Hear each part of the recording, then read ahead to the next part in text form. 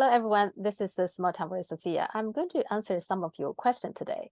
Now, regarding your questions, if I can answer it with one sentence, I'll do that in the comment section. If not, I will do programs like this from time to time just to explain a little bit more. Or if it's really big topic, then I will do some study, do some learning and research, and make a program. In any event, I'll try to cover all your questions, but just be patient with me because I may not do it right away. Okay. So the first question is that somebody asked me how the Chinese people feel about the Chinese social credit system. I have to say, I don't find a whole lot of information in the Chinese social media. There's not a whole lot of discussion about that.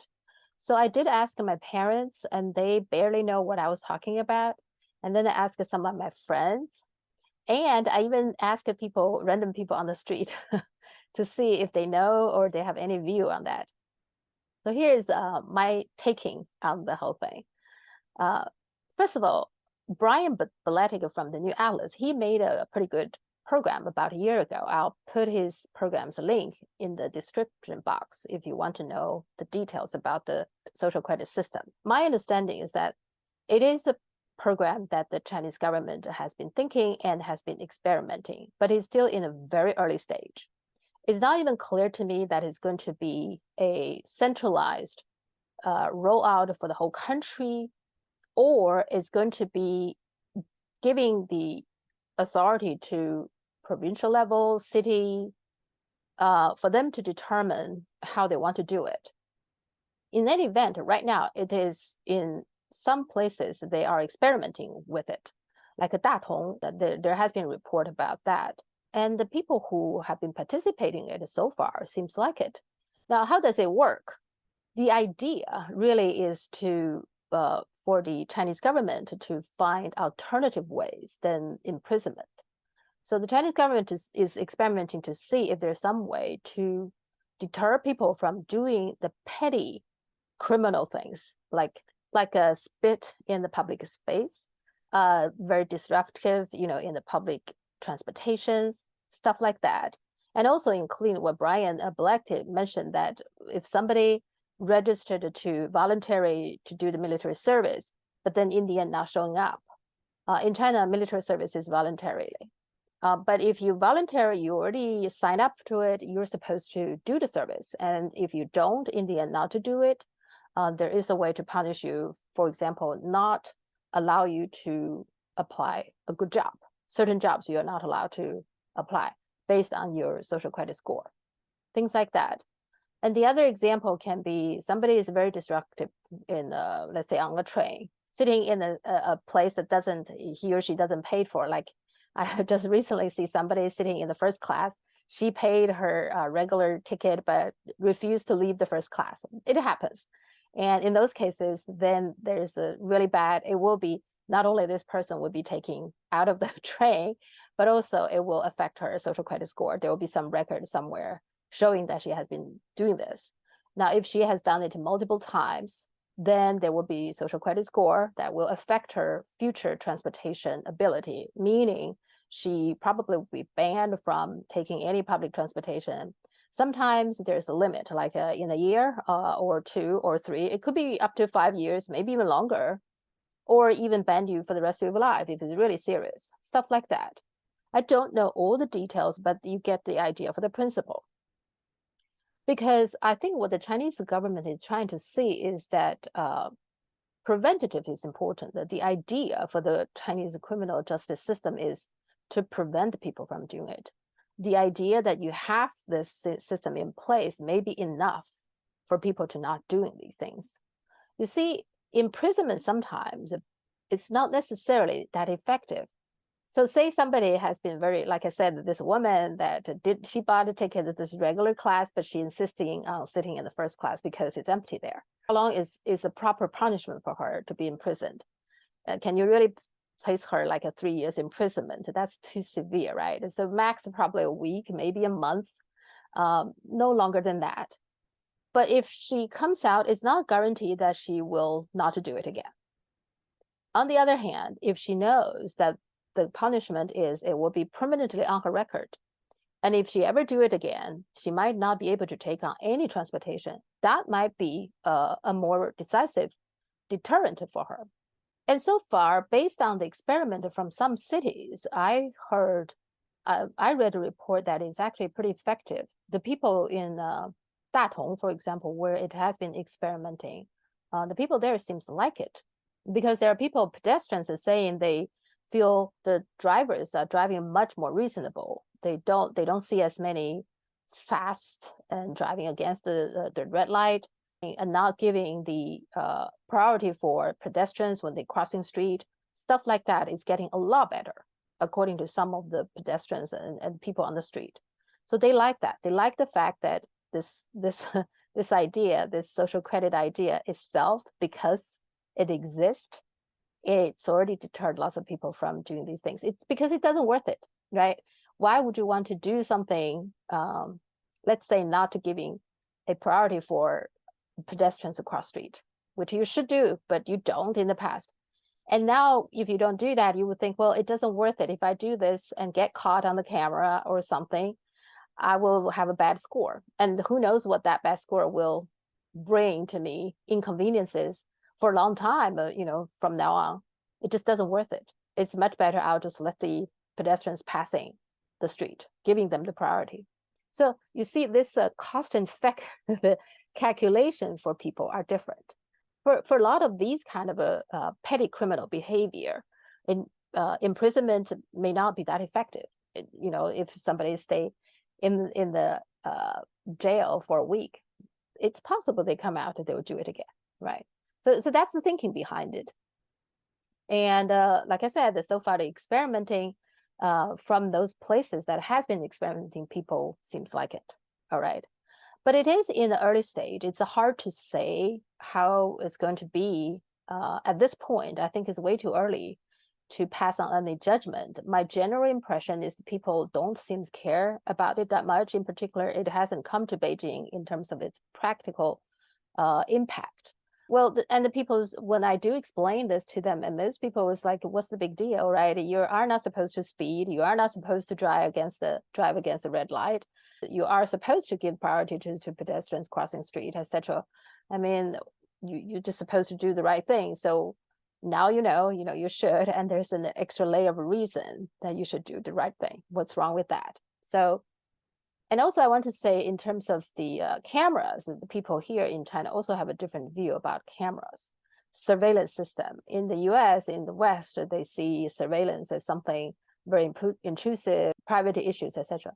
In China, people say like, you are in the public space, so what's the big deal? If you want 100% privacy, you should just stay at home, right? When you go to a public place, it is a public place, right? And if you're not doing anything illegal, you're not kidnapping your children, you're not stealing, what are you afraid of? So that's what the most of the Chinese view on that. In fact, one of my friends actually told me, she said that her mother told her, if it's getting late, if you have to be out somewhere, make sure you are walking on the street that has camera, because that make her mother feel safe. That's just her mother's advice to her, like, don't go to a place when there's no camera, because then nobody's watching. Then who knows what's going to happen. It's almost like a safety guarantee in some sense if you are under the surveillance.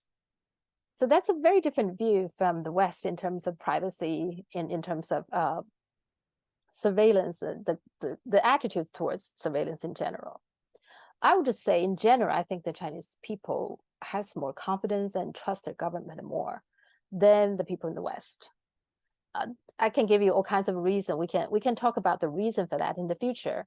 For now, I just want to mention that people here, they don't believe the government is trying to intentionally do something to harm the population. They don't believe that. They think the government to do things for a reason, and there should be a collaboration between the citizens and its government to work together to make the society safer and better for everybody. That is the general view from the public in China. So that's about the social credit system and the surveillance, how people in China sees it. Next question was asking me about reactions about this spy, Cheng Lei. Okay, so for those of you who don't know who she is, Cheng Lei is a Chinese-born Australian television personality. She worked in China for CNBC's China correspondent for 9 years. And then from 2012 to 2020, she was working for China Global Television Network, CGTN. And then in 2020, she was arrested and being accused of being a spy and sentenced to 3 years in prison. And she recently been released in October. Last month, she was released. And she's back in Australia. Here's a small clip that I took from ABC Australia regarding who she is and a little bit her own answer to what happened. After more than 3 years in prison in China, Cheng Lei arrived home in Australia earlier this month. Welcome home. Thank you. This is an outcome that the Australian government has been seeking for a long period of time, and her return will be warmly welcomed, not just by her family and friends, but by all Australians. Born in China, Cheng Lei came to Australia as a 10-year-old, eventually becoming an Australian citizen. My name is Cheng Lei. I'm a TV anchor based in Beijing, China. Before her arrest, the journalist was a prominent presenter for the state-owned English-language news channel, CGTN. There really is no typical day in news because a lot of surprising things can happen. And the presenter of Chinese State TV's Biz Asia program, Cheng Lei. Please welcome our panel. In 2014, she appeared on a special episode of Q&A, live from Shanghai. The censorship standard for the English channel is much more loose. Wickedly funny, very, very determined, very, very smart, and somebody who is just full of life. Her friends and family, including her partner Nick Coyle, campaigned for her release so she could be reunited with her family, especially her 2 children. She's missed her daughter going into high school. Her son will go into high school next year. Those are times you can't get back. Just come back to the charges. Well, but when they first made clear what the charges are, how did they describe it to you? Illegally supplying state secrets to foreign organizations. But were they specific about the particular trigger for the charges? I know there's been some discussion around breaking an embargo, but is that what it was about, or? Well, that's what all of the interrogations were pretty much focused on, aside from the trying to get me to tell about other people and just asking all sorts of questions about my contacts. And so in terms of that, come back to the embargo, what did they tell you you had done wrong? I shouldn't have shared it with a foreign or someone who works for a foreign organization. Did you believe you had done something wrong? Well, if somebody keeps bashing you over the head that you have, you will feel you have. And did you come to believe that about yourself, that it was wrong? Yes. Can I ask you a strange question? Not at all. Are you ashamed of what happened to you? Do you feel shame about it at all? I did, but, and I was afraid that my children would feel ashamed. But I think Australia has so showered me with kindness and faith in me that the shame is falling away. I'll put the whole interview link in the description box. If you read the comment section for this interview, I don't get the feeling she is being greeted as really a hero. People are sympathetic to her ordeal. It is an ordeal. As a mother, cannot see her children for 3 years. It is an ordeal. Yes, I can totally see that. So people are nice, like understand the things that she has gone through. It wasn't easy. It was painful, stuff like that. But I don't get the feeling she really has been regarded as a hero. From Australia's perspective, she is Australia's citizen. So Australian government would welcome her back.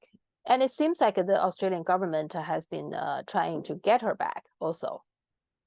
And by the way, the Australian government really should be putting more effort to get Julian Assange back to Australia, but a separate topic. But anyway, so she's welcomed back by Australian government and Australian media, seems like. In terms of how people in China sees her, well, she is Australian citizen, but many people in China still see her as a traitor because she is people see her as Chinese, and the Chinese is her motherland, etc. So there are some criticism about her being a spy for a foreign country. That's how many people sees her. But there are also people who are not happy with the fact that CGTN hired her and not discovered earlier what she was doing. So after all, she worked there for 8 years. There's not a whole lot I can find in terms of what are the sensitive information that she passed along to whom. My understanding is that it's related to business, a commercial kind of secret, and she passed along to somebody who worked for the Australian government. That's what she did. My view about this is that she is a adult. She should know what she was doing. When she get in touch of sensitive information, she should be careful. And if she decided to pass along that information to the Australian government, she should know if it were discovered, what kind of consequences it'd be. I would say 3 years is actually not that bad. It could be a lot worse. I think the Chinese legal system is pretty lenient towards women. Being a spy is a serious crime in any country. So I think the Chinese government has been lenient towards her. And she, by her own admission, she actually said she does believe she did it in the Chinese media, also saying that the Chinese government had a pretty strong evidence against her in the court. In her case, the court was not open to public because it's national security. So nobody knows exactly how it went, but there are multiple places saying that the government case is pretty strong. Now, there is no sign that she was being tortured or mistreated. Now, she said in her interview that if you are being told many times that you did something wrong, and in the end you will agree that you did something wrong. I don't know about that. I find it's hard. If something I didn't do, something I didn't do wrong, and you keep on telling me that I did it wrong, I don't know how many times you can tell me. I don't think I would just admit to it. But so that's the reaction. I would say netizens paid attention, and most people think she's a traitor. That's about it. And the fact that she's welcomed back in Australia is only a proof that she's a traitor. So that's how the netizen sees her. Yeah, that's all for now. Until next time, if you like my program, please hit the like button and subscribe. Thank you.